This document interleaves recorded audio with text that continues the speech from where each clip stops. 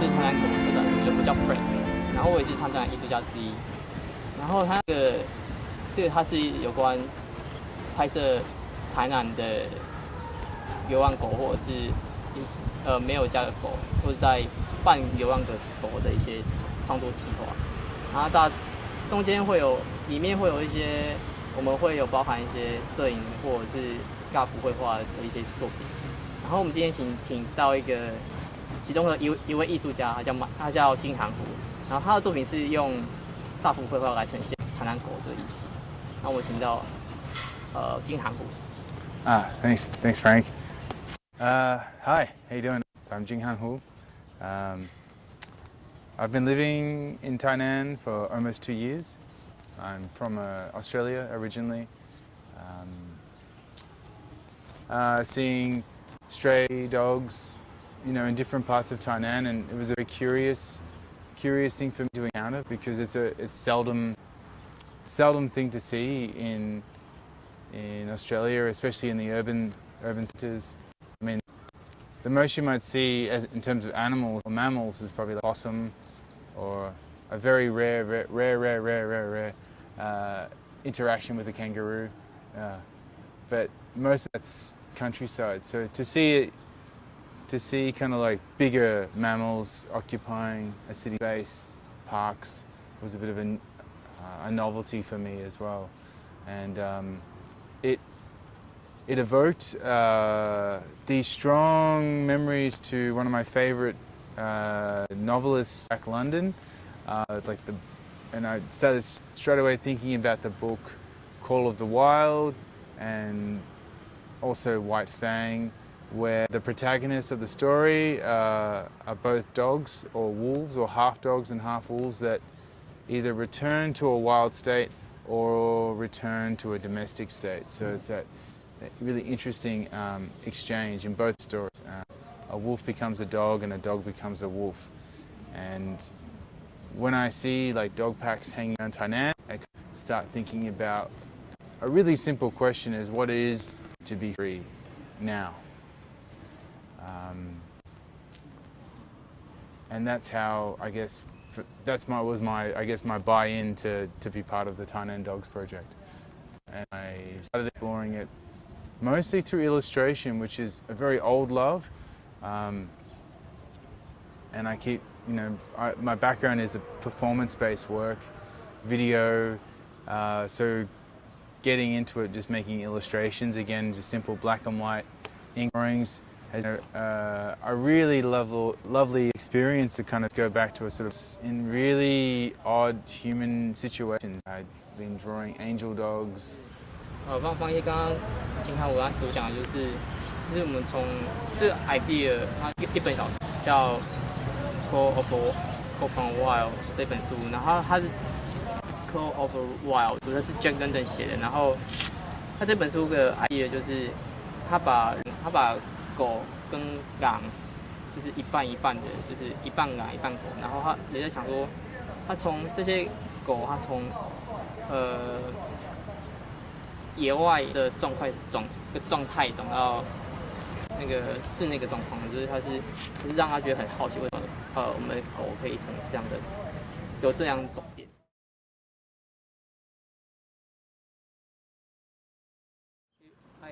You have during our drawings in the when we have exhibition, right? Yes.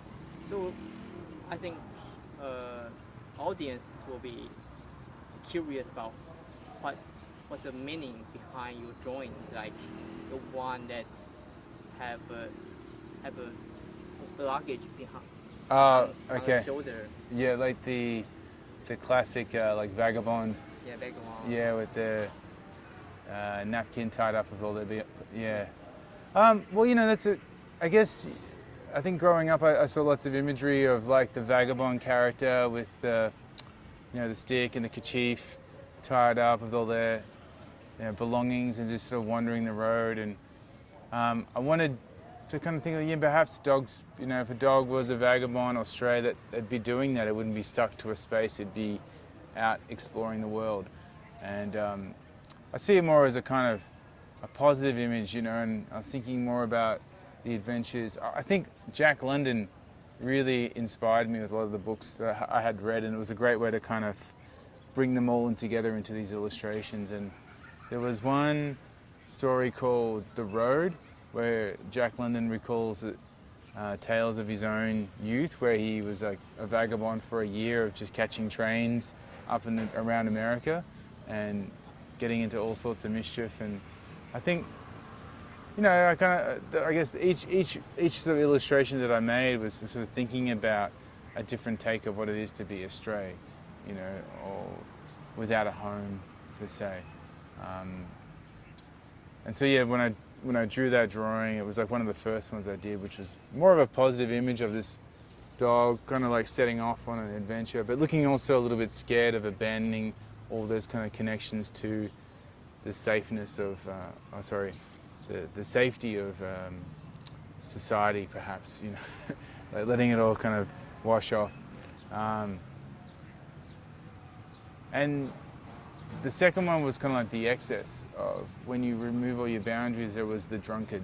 And that's another kind of character we see and we encounter is the person who has become over-dependent on a particular, you know, drug to kind of get through their daily existence to the point of non-functioning anymore. And that's often we see refer to like certain people we see out in our society that have gone too far. And I think alcoholism is perhaps one of the strongest dangers that sort of face, you know, the majority of the world, because it's a legal drug and people abuse it a lot. And so I wanted to kind of present a dog that had gone too far and lost everything to the, you know, to the drink. And so I guess looking at contrasting the two things, it's like when, you know, you become drug dependent, you know, it can kind of consume you and it becomes everything. And I wanted to kind of present that like a dog passed out in the pool of its own vomit or excessive drinking of whiskey or whatever it is, you know, hard liquor. They are kind of like, each one of those dogs are like a little bit of a representation of myself, a little bit, perhaps a path that I could go down and get caught in. And so when I did these little illustrations, there was always a little bit of a self-portrait in there as well. And then I think the final one of the three works was of an angel dog. Yeah. And well, that one kind of was inspired by a story I read about St. Francis.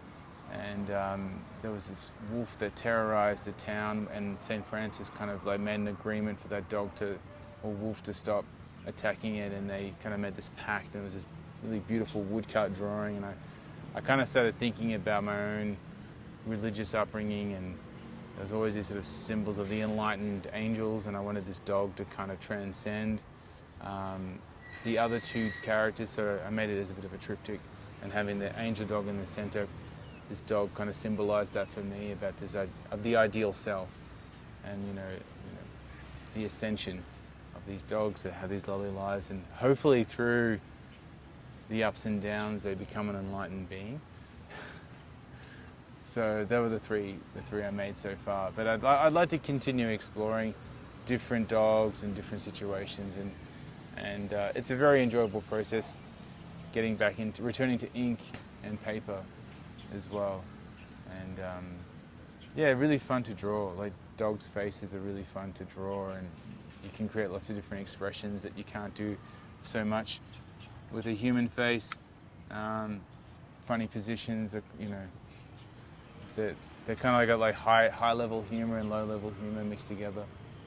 So yeah, it was a really fun way to kind of get into the Tainan Dog project without directly like documenting or being a photojournalist. Thanks. On cue. Yeah. OK。其实刚刚金哈虎他讲到，他的作品他作品中有3幅，其中1幅就是一只狗，然后它背着他的心仪，然后他心仪是用一个毛巾一个桌巾包起来，然后他所有的东西都在他的桌巾里面，就是表示说他是一只流浪，他喜欢崇尚自由的一只狗。然后这也是呈现社会我们人对社会的一些就是人自己，就是我们的迷思就是，我们需要一间房子吗？我们需要这些我们需要车子吗？我们需要房子里面所有的一些配件嘛，像是家具这一些，我们需要吗？所以它是一个对他来说是一个迷思，所以不一定是需要的。我们可能就是只有几样东西，几件衣服，或是几件比较重要的东西带着就可以走而已。然后这个也是从刚刚那一本我们讲到的那个 Call Out of Why， 就是Call of Why 这本书 ，Jack London 这本书是拟人化来的他的 idea。